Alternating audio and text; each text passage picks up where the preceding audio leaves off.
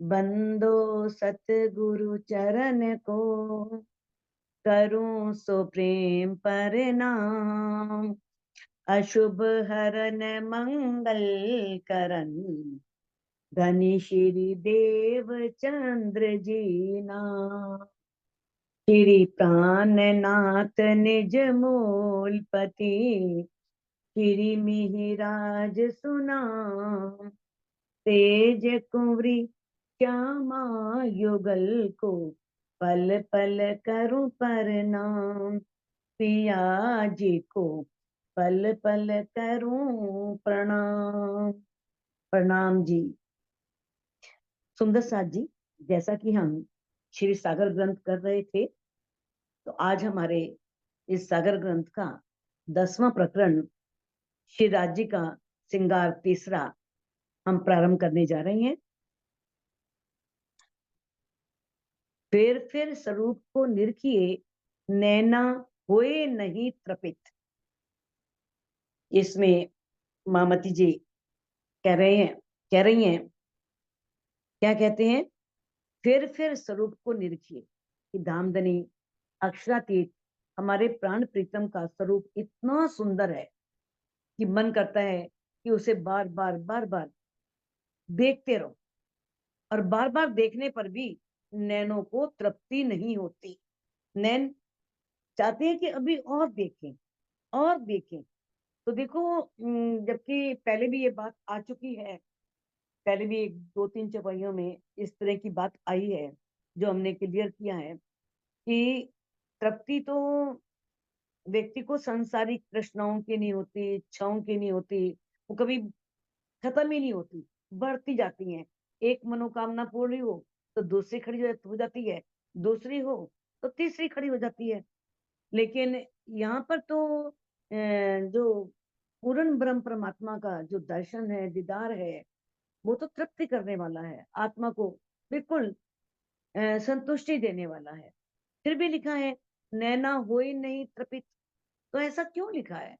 ये इसलिए लिखा है कि जब भी रूह चितवन में बैठती है, वो जरा बहुत झलक धनी की पाती है या उसका दीदार करती है धनी का, तो उसके मन में ये लालसा बनी रहती है कि मैं बार बार बैठूं और मैं उनका दीदार करूं, उस सुंदर छवि को निहारूं, उस सुंदर सुंदर स्वरूप को देखूं।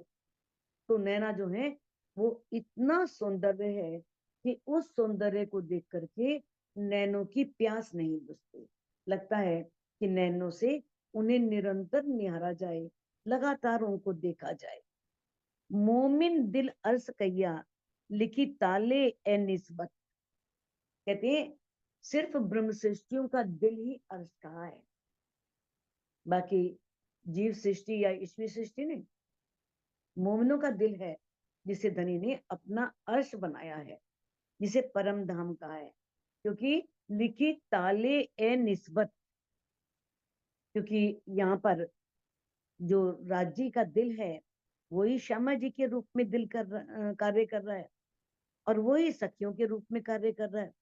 सखियों के रूप में भी वही दिल यहाँ लीला कर रहा है, वही सब कुछ यहाँ पर जो इस ब्रह्मांड में हो रहा है सब उसी से हो रहा है। अब धामधनी का जो ब्रह्म सृष्टि का अखंड संबंध है ना, वो किसका है? लिखी ताले ए निस्बत। उन ब्रह्म सृष्टियों के भाग्य में ही ये अखंड संबंध लिखा है। वही वो सौभाग्य सिर्फ ब्रह्म सृष्टियों को ही प्राप्त है, इसलिए उनके हृदय को ही धामधनी ने धाम कहा है, उन्हीं को धाम की संज्ञा दी है। चाहिए निस्दिन हक अर्श में और इत हक खिलवत। अब मामती जी कहते हैं चाहिए निस्दिन हक अर्श में। अब राजी ने अर्श किसे बनाया है? रूहों के दिल को। तो अब ब्रह्मात्माओं का जब उनका हृदय में धामधनी विराज है, तो मोमिनों को चाहिए कि हर पल उन्हीं की बैठक उनके धाम हृदय में रहे, दिन रात हमेशा वो उनके हृदय में विराजमान रहे। और इत हक खिलवत, और जो खिलवत का नाम मूल मिलावा जो परम धाम में है। अब राजी ने यहाँ पर मोमिनों के दिल को अर्श बनाया है, तो क्या हो कि खिलवत का जो अनुभव है, खिलवत की जो लज्जत है, वो भी यहीं पर इसी मोमिनों के हृदय में ही मिलनी चाहिए। यानी कि उनको वो लज्जत भी वहीं मिलनी चाहिए, उसी अपने हृदय में। क्योंकि जब राजी हैं तो समझो खिलवत है, राजी हैं तो राजी से बातें हो सकती हैं, उन्हें से उनको देखा जा सकता है। तो इस तरह से उनका दिल में खिलवत की लज्जत भी उनके अंदर होनी चाहिए। होए निमक न न्यारे इन दिल जेती अर्श न्यामत। अब जिसके दिल को धामधनी ने अपना अर्श बनाया है, और उसके दिल से जितनी भी अर्श की न्यामतें हैं, अर्श की न्यामतें क्या हैं? जो भी प्रेम है, नूर है, आनंद है, वाहिदत है, निस्बत है, जो भी परम धाम की खजाना है, न्यामतें हैं, वो उनके धाम हृदय में होनी चाहिए। और होए निमक न न्यारे इन दिल, और इस दिल से एक पल के लिए भी वो न्यामतें कभी भी अलग नहीं होनी चाहिए।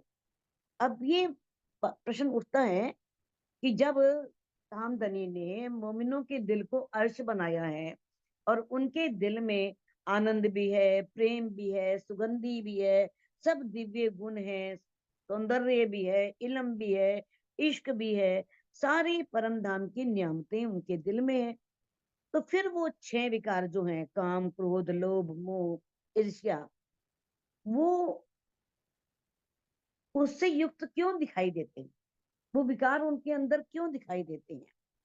तो अब इसका जो बताया है वो किस लिए, क्योंकि वो आत्म जो है ना, आत्म तो पाक साफ है, निर्मल है। आत्म के अंदर आत्म के अंदर सभी परम धाम की ज्ञान केंद्र। नियामतें हैं, लेकिन सभी नियामतें जो है उनके दिल में हैं। तो फिर वहां पर ये विकार नहीं होने चाहिए ना। तो इसका क्या भाव है कि ये विकार जीव में होते हैं, ये माया के आत्म तन के, है ना हमारे। हाँ, आत्म के अंदर ये विकार नहीं होते। आत्म आत्म के तो अंदर कोई हाँ, पाक साफ है, निर्मल है, स्वच्छ है, उसमें ये विकार होते ही नहीं है। तो अब ये बताया है कि जो भी, ये भी सारे नहीं, जिन्होंने अपना समर्पण किया है, जिन्होंने अपने दिल को अर्श बनाया है।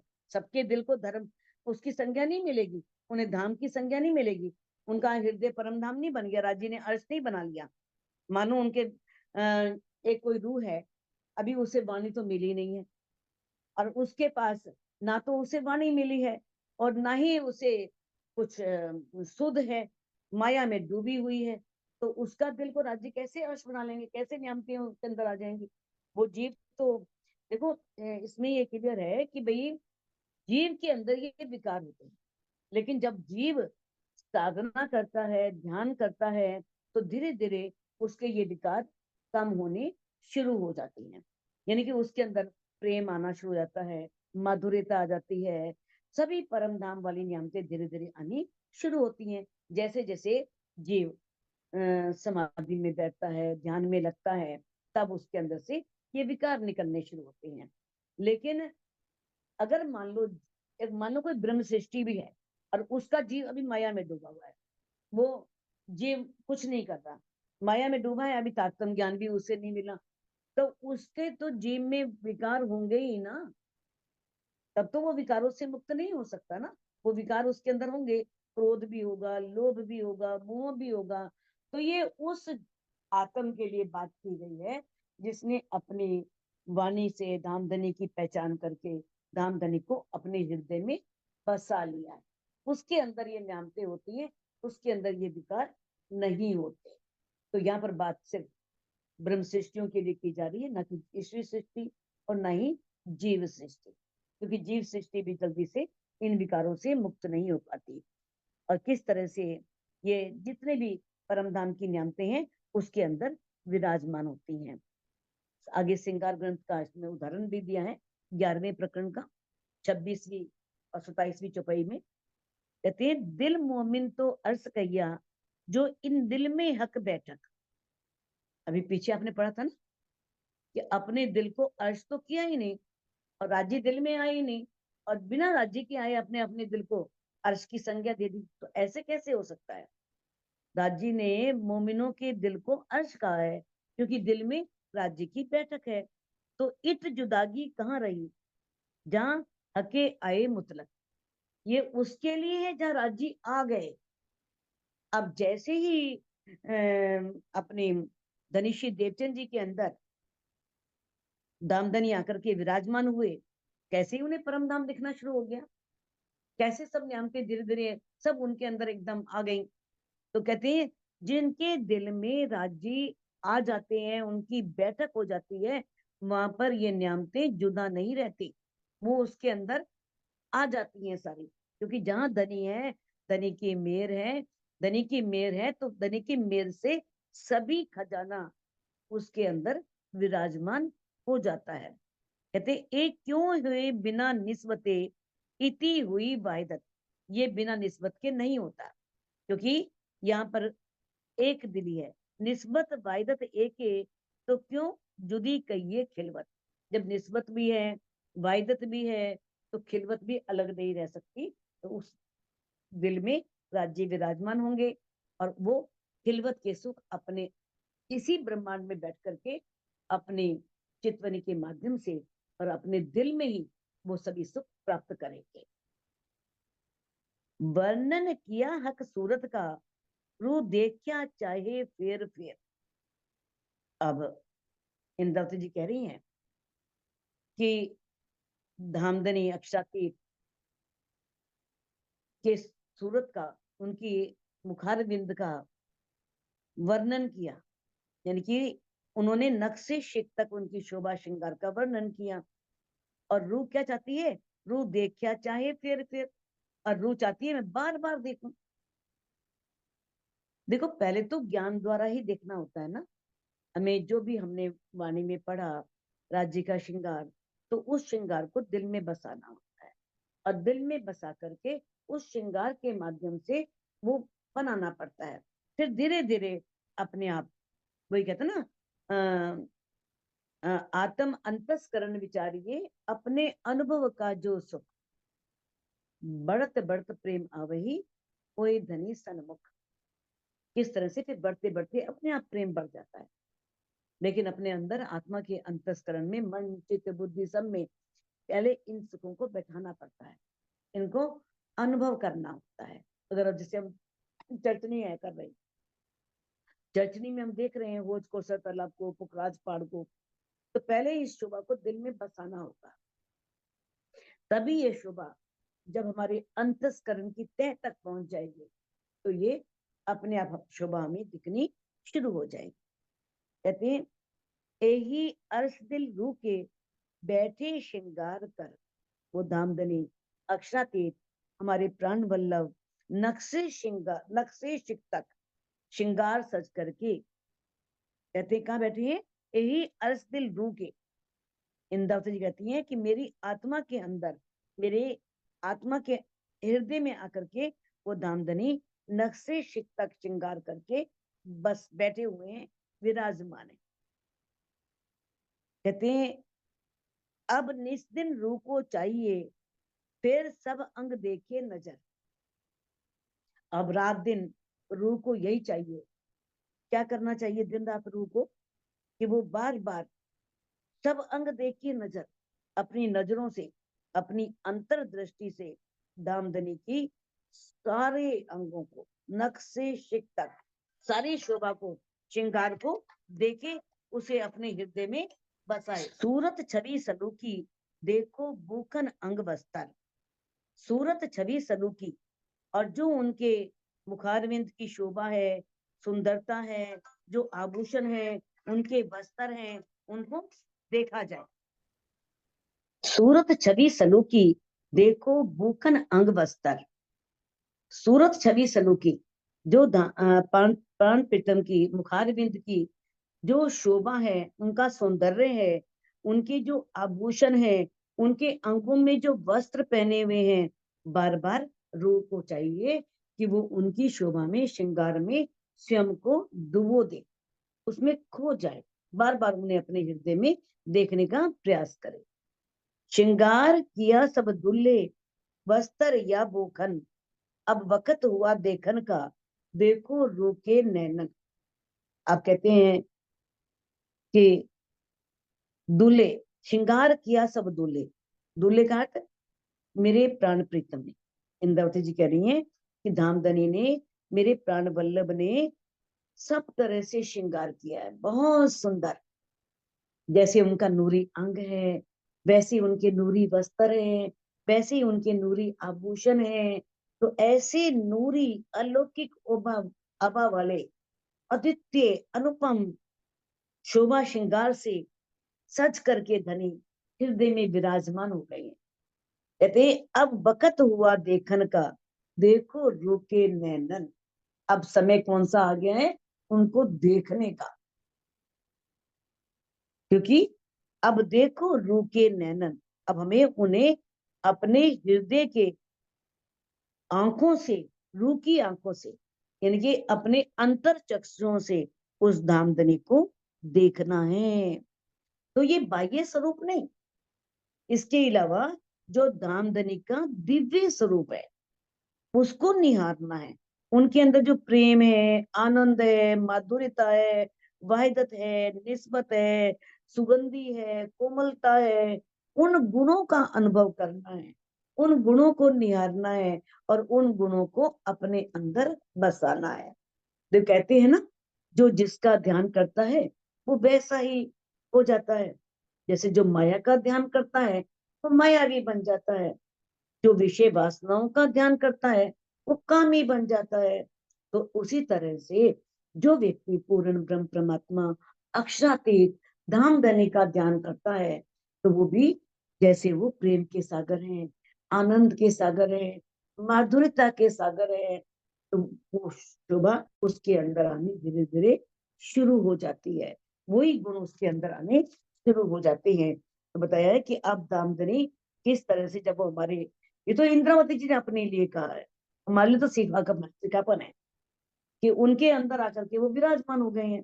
और अब उनका मन ये करता है कि अब मैं उनको हर समय निहारूं, हर समय उस शोभा को देखूं, लेकिन देख नहीं सकती क्योंकि उन पर ये कर्तव्य है, ये उत्तरदायित्व है, उन्होंने वाणी पूरी उनके तन से उतरनी है। तो कहती है अब वक्त हुआ देखन का, अब ये रूहों के लिए सिखापन है।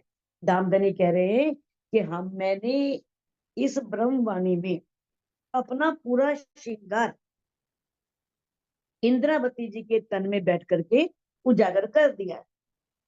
सब अंगों का सौंदर्य है, आभूषणों का सौंदर्य है, वस्त्रों का सौंदर्य है, सारा। अब तुम्हें अपने पर आत्म का श्रृंगार सज के और धामधनी का नक्शी शिक तक का श्रृंगार अपने हृदय में बसाना है, अपने अंतर चक्षुओं से उस सौंदर्य को, उस शोभा को निहारना है। सब अंग देखो फिर के और सब अंग देखो फिर के और देखो सब श्रृंगार। अब कहती हैं कि है धामधनी, सब अंग देखो फिर के, कि धामधनी अक्षरातीत के जो अंग हैं उन सब अंगों को देखो और देखो सब श्रृंगार, और उनके सभी श्रृंगार को, शोभा को निहारो। काम हुआ अपनी रूह का, देख देख जाऊं बलिहार। इंद्रावती जी कहती है बस अपनी रूह का तो काम हो गया। रूह को तो यही चाहिए ना, पल पल वो दीदार करे, पल पल धनी को देखे। तो कहती है कि अब मेरा जो है, मेरा काम तो हो गया, अब मैं देख देख करके उस पर बलिहारी जाती हूँ, बार बार उस पर नेछावर होती हूँ। तो देखो जो एक आत्म है वो, उसका कार्य यही होता है कि मैं अपने प्रीतम को पाऊं, अपने धामधनी को पाऊं। अगर धामधनी आके दिल में विराजमान हो गए तो काम हो गया। राज्य आके विराजमान हो गए तो उसे देखना ही तो है, उन्हें निहारना है, उन्हें अपने दिल में बसाना है, उन पर समर्पित होना है, उन पर बलिहारी जाना है। तो इंद्रावती जी कहती हैं कि अब जब धामधनी मेरे अंदर आकर के विराजमान हो गए हैं तो मेरा मन करता है कि बस मेरा काम तो हो गया, अब मैं क्या करूं, देख देख जाऊं बलिहार। बार बार उनको देखूं और उनके ऊपर बलिहारी जाऊं, उनके ऊपर नेछावर हो जाऊं। रूह चाहे बका स्वरूप की, करके नेक वर्णन, देखो शोभा सिंगार, पहनाए बस्तर भूखन। अब इंद्रावती जी कहती हैं, रूह चाहे, मेरी रूह, मेरी आत्म क्या चाहती है कि जो बका स्वरूप की, जो धामधनी का अखंड स्वरूप है, उस अखंड स्वरूप का करके नेक वर्णन, थोड़ा सा वर्णन करके, और उनके पहनाए बस्तर भूखन, और उन्हें सुंदर नूरी बस्तर आभूषणों से सजा करके मैं उनकी शोभा और श्रृंगार को निरंतर देखती रहूं। देखो शोभा श्रृंगार, उनकी शोभा और श्रृंगार को मैं निरंतर निहारूं, निरंतर देखती रहूं। तो इसका कहने का भाव यह है, इंद्रावती जी कहती हैं, वो पहले कहा है ना कि मैं अब कितना कहूं, कितना वर्णन करूं। मूवी आया ग्रंथ में, रेरू करे ना कछु अपनी, तू क्यों उर्जी उम्मत माए, कि है रू तो अपना क्यों नहीं करती, क्यों उम्मत में उर्जी हुई है। तो वही बात है कि भाई कहने से क्या होगा, मैं अब कथनी को छोड़ करके करनी में लग जाऊं। यानी कि अगर धनी की पहचान हो गई है तो हम कहते रहे तो क्या होगा, जब तक करे ही कुछ नहीं। देखा है ना, सब कुछ सीखने के बाद जब थ्योरी सीखते हैं तो फिर प्रैक्टिकल करना होता है। तो प्रैक्टिकल क्या है, प्रैक्टिकल चितवनी है, वाणी हमारी थ्योरी है। वाणी में धनी ने सब वर्णन कर दिया, एक रूह ने उसे पढ़ लिया, चिंतन किया, मनन किया, मंथन किया, उसे अपने हृदय में बसा लिया। तब वो चाहती है मैं करनी में आ जाऊं, यानी कि मैं चितवनी में लगूं, मैं उस शोभा श्रृंगार को, अपने घर को, परम धाम को निरंतर निहारूं, उसे देखूं। तो इंद्रावती जी के कहने का भाव यह है, कथनी से करनी में आना। हमें अगर पहचान हो जाए, सब पता लग जाए, हम परम धाम के जर्रे जर्रे से परिचित हो जाएं। देखो, कह देते हैं ना कि भाई जो चचनी है तो ईश्वरी सृष्टि करेगी, हमें क्या जरूरत है, हम तो परम धाम के हैं, हमारे पास तो चाबी मिल गई है, हम तो वहां पहुंच जाएंगे। नहीं, ये बिल्कुल क्लियर लिखा है लालदास जी ने अपनी वृत्त में कि एक जो रूह है ना, जो परम धाम की है, वो अपने घर की एक एक गली को, एक एक जगह को अपने हृदय में बसाएगी, उसे देखने का प्रयास करेंगे। ऐसा नहीं सोचना चाहिए कि हमें तो तारतम्य मिल गया है, राज्य परम धाम ले ही जाएंगे, बस चाबी मिल गई परम धाम खोलेंगे और पहुंच जाएंगे। ऐसे नहीं, इसके लिए बहुत कुछ करना होता है, सोचने से खाली कुछ नहीं होता। तारतम्य ले लिया, ठीक है, धनिका में ब्रह्मवाणी मिल गई, हमें पहचान मिली, लेकिन दर्द नहीं आया, इश्क नहीं आया, तो कुछ नहीं होने वाला। जब तक हमारे अंदर वो पढ़ करके उन्हें पाने का दर्द ही पैदा नहीं हुआ, उनके प्रति इश्क ही नहीं आया, तो कहते हैं कि हमें कथनी के बाद करनी में लगना चाहिए। तभी राज्य ने हमें ये वाणी दी है कि इस वाणी में जो लिखा है मैंने, उसे समझ करके और उसे प्रैक्टिकली करो, लग जाओ। कलंगी दुगदुगी पगड़ी, देख नीके फेर कर। अब कहती है इंद्रावती जी अपनी आत्मा को कि है मेरी आत्मा, है मेरी रूह, अब तू धामधनी की जो पाग में लगी हुई कलंगी है और दुगदुगी है, उसे बार बार देख, अच्छी तरह से निहार, उसी में खो जा। ये है चितवन, कि हम पगड़ी देखने बैठे, हम आगे बढ़ते रहते हैं बहुत जल्दी जल्दी, जब तक उस पगड़ी में लगी हुई जो कलंगी है, दुगदुगी है, वो हमें दिखती नहीं।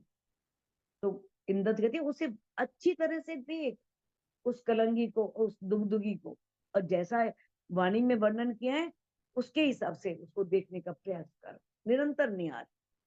कहते देखो शोभा श्रृंगार, नहीं, बैठ खिलवत बीच में, खोल रूह की नजर, और अपनी रूह की नजर को खोल, अपनी अंतर्दृष्टि को खोल, अपनी अंदर की आंखों को खोल, और किस तरह से ऐसे महसूस कर कि मैं खिलवत में ही बैठी। जब धनी अंदर आ गए तो खिलवत बन गई। रू नैनो दीदार कर, रू हक जुबा सो बोल, रू कानो बातें सुने, यही पटरू अरश का खोल। तो किस तरह से हमें अपनी रूह की नजर खोल करके अपने अंदर ही क्या करना है, खिलवत का सुख लेना है।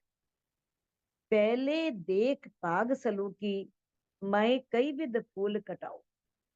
ये है मेरी आत्मा, पहले तो उस पाग को देख, उस पाग की सलूकी कैसी है, बनावट कैसी है, क्या सौंदर्य है पाग का, किस तरह से फूल से फूल और कटाव से कटाव सब आपस में मिले हुए। धनी ने ऐसे पेच दिए हैं अपने पाग के कि पत्ते से पत्ता, फूल से फूल, यानी पूरी बूटियां वैसे की वैसी बनती गई हैं। जोत करी है किन विद, जानो के नकस नग जड़ाओ। जोत करी है किन विद, और किस तरह से उसमें कितनी ज्योति है, कितना प्रकाश है, कितनी तरह के नग जो है वो उसमें जड़े हुए हैं। उसमें अनेक तरह के, अनेक रंगों के, ज्वारातों के नगों से फूल जड़े हुए हैं। तो उस सौंदर्य को तू देख, उसमें से किस प्रकार से कितनी नूरी ज्योति निकल रही है, कितना नूरी प्रकाश निकल रहा है। तो तू उस सौंदर्य को निहार। देख कलंगी ज्योत सलूकी, जेता अर्स अवकाश।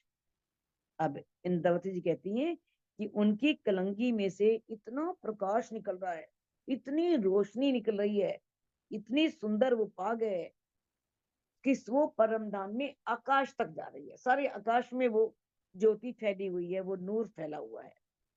सो सारा ही तेज में पूर्ण भया प्रकाश, पूरे आकाश में वो तेज फैला हुआ है और सब जगह वो रोशनी फैली हुई है। सारा आकाश उसी तेज से परिपूर्ण भरा हुआ है। सारे आकाश में वही प्रकाश फैल रहा है, सब जगह उसी कलंगी से निकलने वाली ज्योति सारे आकाश में चमक रही है। और खूबी इन कलंगी, और जो इन कलंगी की विशेषता है, जो इसकी शोभा है, और दुगदुगी सलूक, और जो दुगदुगी की शोभा है, दुगदुगी और कलंगी और पाग, इन सब की शोभा और सुंदरता इतनी है कि, और पाग छवि रूह देख के कि है मेरी रूह, उस पाग के सौंदर्य को, उस दुगदुगी के सौंदर्य को, उस कलंगी के सौंदर्य को देख देख करके कोई जात नहीं भूख भूख। तो भूख भूख क्यों नहीं हो गई? भूख भूख का अर्थ क्या होता है? इसका भाव होता है बिल्कुल चूरन की तरह, जैसे टुकड़े टुकड़े हो जाना, पीस जाना, यानी अपने आप को पूर्ण समर्पित कर देना, अपना आपा न रहना, अपने को अस्तित्व विहीन कर देना कि मैं तो कुछ हो ही नहीं, यानी आप ही आप। इसी को कहते हैं वास्तव में निछावर होना, बलिदान होना, जिसमें अपना भान ही ना हो कि मैं कुछ हूं ही नहीं। वही धनी सब कुछ है, वही कर रहे हैं, वही करा रहे हैं, वही बोलने वाले, वही बुलवाने वाले, वही देखने वाले, वही दिखवाने वाले, सब कुछ वही तो है। तो जब रूह कहते हैं, अब इंद्र कहती है कि इतने सौंदर्य को देख करके तेरी तू जो है अपने आप को टुकड़े टुकड़े क्यों नहीं कर देती, अपने आप को समर्पित क्यों नहीं कर देती। देख सुंदर स्वरूप धनिये को, ले हृदय कर हेत। कहते हैं धामधनी के सुंदर स्वरूप को देख करके तो हृदय में प्यार ले करके, देख नैन नीके कर, अपने नैनों से अच्छी तरह से देख उस सुंदर को। नीके कर मैंने बहुत अच्छी तरह से, सामी इशारतता को देख। धामधनी जो है ना, वो सामने से तेरे को इशारे कर रहे हैं, तो उनके इशारों को समझ और अपने हृदय में प्रेम लेकर के अपने नेत्रों से उस सुंदर स्वरूप को निहार, उस सुंदर स्वरूप को देख। नैन रसीले रंग भरे, भो भ्रकुटी बंकी अति जोर। और जो धनी के नेत्र है वो आनंद से परिपूर्ण है, प्रेम से भरे हुए हैं। उनकी भुएं, भ्रकुटी और उनकी बांकी चितवन, तिरछी चितवन से देखना किस तरह से बहुत ही प्रेम से भरा हुआ है, बाल तीखी निकसे फुट के, जो मारत खेच बरोर। वो ऐसी तिरछी चितवन से देखते हैं, ऐसे लगता है कि मानो वहां से भाले निकल रहे हैं, तीखे तीखे भाले, ऐसा खींच करके मारते हैं उन नेत्रों से। राज्य के जो नेत्र हैं, वो नेत्र उन्हें धनुष बताया है कि किस प्रकार से अपने नेत्र रूपी धनुष से प्रेम के तीखे तीखे बाण जो है वो ब्रह्म श्रेष्ठियों के ऊपर छोड़ते हैं, जो उनके हृदय में छेद कर जाते हैं, घाव कर जाते हैं। वो हृदय में शोभा बस जाती है, फिर वो शोभा बस उसे ही निहारने को जी करता है, उसे ही देखने को जी करता है।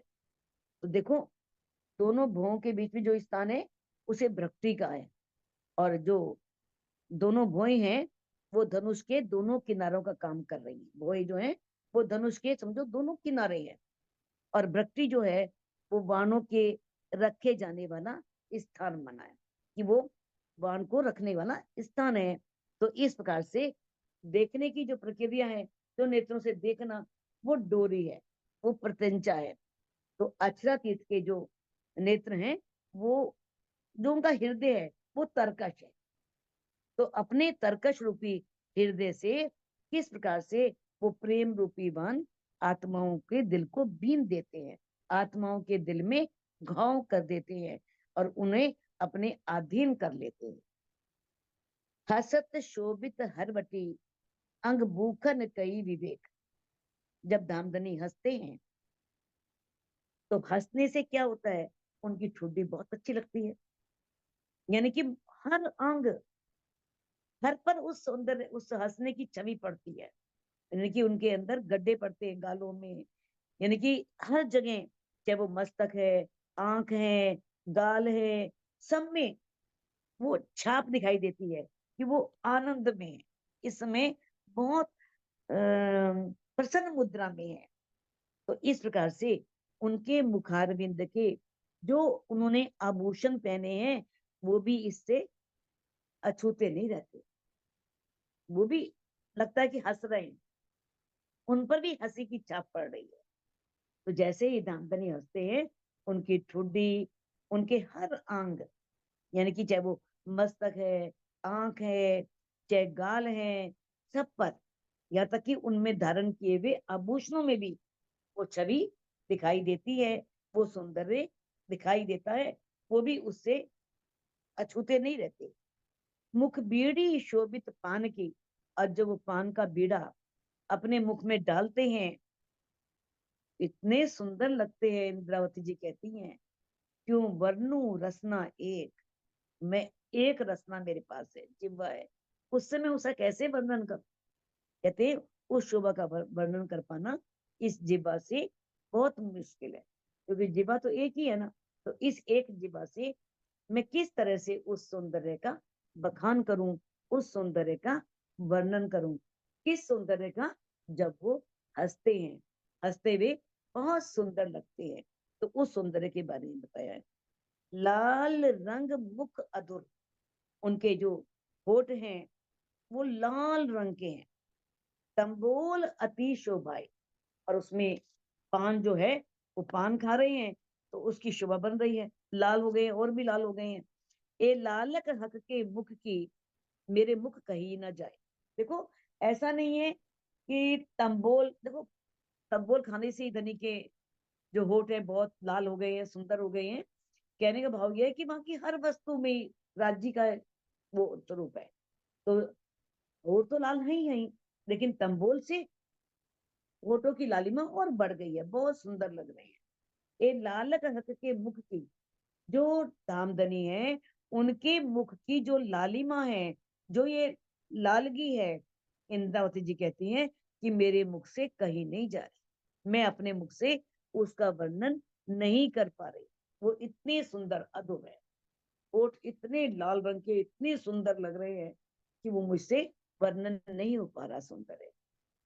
गोर मुख अति उज्जवल, और ज्योत अतन, और उनका मुखारविंद कैसा है, बहुत गोरा, उज्ज्वलता लिए हुए, लालिमा लिए हुए, ऐसा, ऐसी सफेदी जिसमें लालिमा से परिपूर्ण, और ज्योत अतन, उसमें अत्यंत ज्योति है, अत्यंत प्रकाश है।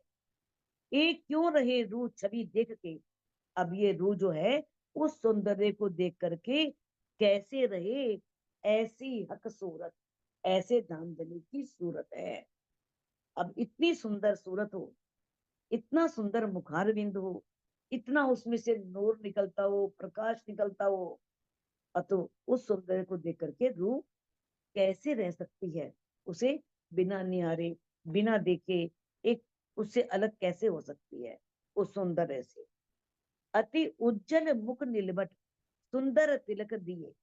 अब उनका जो नीलवट है, मस्तक है, वो बहुत ही उज्जवल है, अत्यंत उज्जवल है। उस पर सुंदर तिलक लगा हुआ है। अति शोभित है नासिका, और नासिका भी बहुत सुंदर है। सब अंग प्रेम पिए, ऐसा लगता है दामदनी ने इन सभी अंगों से सबने प्रेम के रखा है, सबसे प्रेम का रस छलक रहा है, हर अंग में प्रेम भरा हुआ है। चाहे वो मस्तक है, चाहे उसके ऊपर लगा हुआ तिलक है, हर में किस तरह से प्रेम की छवि दिखाई दे रही है। लगता है कि सब प्रेम, उनके अंदर से प्रेम प्रकट हो रहा है। तो यहाँ पर पूरे मुख के सौंदर्य की बात कही है। जैसे मुख में सब आ जाता है, ऐसे नीलवट मस्तक। अब मस्तक के ऊपर जो भुएं हैं, भ्रकुटी है, तिलक है, जो ऊपर का भाग है, ये हो गया नीलवट का पूरा मस्तक का चोक। तो यहाँ मस्तक के चोक की बात हुई है। तो इस तरह से वो मस्तक इतना सुंदर लग रहा है, और उसमें से ज्योति निकल रही है, बहुत प्रकाश निकल रहा है। नीलवट चौक चारों तरफों रंग शोभित ज्योत अपार। निरख निरख देत रूके सब अंग हुए करार। नीलवट चौक, पूरे मस्तक का चौक बताया ना अभी। चौक में क्या आ जाता है, सभी चीजें आ गई। जैसे मुखारविंद में नाक भी आ गई, कान भी आ गए, अधुर भी आ गए, दांत भी आ गए। इसी तरह से नीलवट में सब आ गए, यानी कि तिलक भी, भुएं भी, और जो भी मस्तक के ऊपर है वो सारी सौंदर्य बहुत अधिक है। नीलवट चौक, जो नीलवट के जो पूरा मस्तक है, यानी कि उसका सौंदर्य बहुत अधिक है, चारों तरफा बिखर रहा है। रंग शोभित ज्योत अपार, इतना सुशोभित हो रहा है कि उसमें से अपार ज्योति निकल रही है, अपार प्रकाश निकल रहा है। निरख निरख नेत्र रूह के, जैसे ही रूह के नेत्र इस सौंदर्य को निहारते हैं, इस सौंदर्य को देखते हैं, सब अंग हुए करार। तो रूह के सभी अंगों को शांति मिलती है, सभी अंगों को करार मिलता है, आनंद मिलता है उस सौंदर्य को देख करके, उस सौंदर्य को पान करके, यानी कि अपने अंदर उतार करके उस सौंदर्य को। देख नीलवट तिलक मुख भो भासत अति सुंदर। इस तरह से मस्तक, मस्तक पर लगा हुआ तिलक और मुख, भुएं, सभी बहुत सुंदर सुशोभित हो रही है। मस्तक के ऊपर तिलक भी, उनका मुख, भुएं, सभी भासत मैंने बहुत सुंदर लग रही, अति सुंदर, अत्यधिक सुंदर रूप लिए हुए हैं। सब अंग दृढ़ करके ले रूह के नैन अंदर। अब इंद्रावती जी कहती हैं कि अपने सारे अंगों को में दृढ़ता ला करके इस शोभा को बहुत मजबूती से अपने हृदय में बसाओ, बहुत दृढ़ता पूर्वक इसे अपनी आत्मा के नेत्र में बसा लो। इस सब सौंदर्य, जो भी उनके अंगों का सौंदर्य है, उनके मुखारविंद का सौंदर्य है, उनके मस्तक का सौंदर्य है, जो उनके तिलक की शोभा है, जो उनकी भुएं हैं, भ्रकुटी है, सबको दृढ़ता पूर्वक अपने हृदय में बसा लो। नैन नीलवट बंकी छवि। अब इंद्रावती जी कहते हैं कि उनके नेत्र जो हैं, किस तरह से मस्तक और उनके नेत्रों की चितवन, यानी कि बाकी दृष्टि, तिरछी दृष्टि से देखना, कैसे उनके नेत्र तिरछी चितवन से देखते हैं, बहुत चंचल हैं। और उनके जो तारे हैं अंदर, तारों में भी एक तेज है, एक प्रकाश है, एक नूर है। रंग भीने अति रस भरे, और ये नेत्र जो है बहुत आनंद से और प्रेम से भरे हुए, यानी कि उसमें से प्रेम और आनंद टपकता है। जैसे ही देखते हैं किसी को तो अपनी ओर आकर्षित कर लेते हैं, इतना प्रेम उनके अंदर है, इतना आनंद उनके अंदर है। बका निस्बत रूप प्यारे, तो कहते हैं किस तरह से अब वो जो इतना आनंद और प्रेम के रस से दामदनी के नेत्र भरे हुए हैं, ओत प्रोत हैं, तो इंद्रावती जी कहती हैं कि मेरी आत्मा को वो बहुत प्यारे लगते हैं, वो नेत्र बहुत अच्छे लगते हैं। और किससे? क्योंकि बका निस्बत, मेरी अखंड निस्बत है उनसे, मेरा अखंड संबंध है उनसे, मेरा अनादिकाल से संबंध है उनसे, इसलिए मेरे वो नेत्र मुझे अपनी ओर आकर्षित करते हैं और वो नेत्र मुझे बहुत प्यारे लगते हैं। तो सुंदर साथ जी इस चौपाई को अनम्यूट करके आप दोहरा सकते हैं। नैन नीलवट बंकी छवि, छवि अति चंचल तेज तारे, अति चंचल एक तारे तारे, रंग भीने अति रस भरे, रंग में अति रस भरे, बका निस्बत रूप प्यारे, बका रूप प्यारे। प्यारे। बोलो श्री प्राणनाथ प्यारे प्यारे की की जय। बोलो सतगुरु महाराज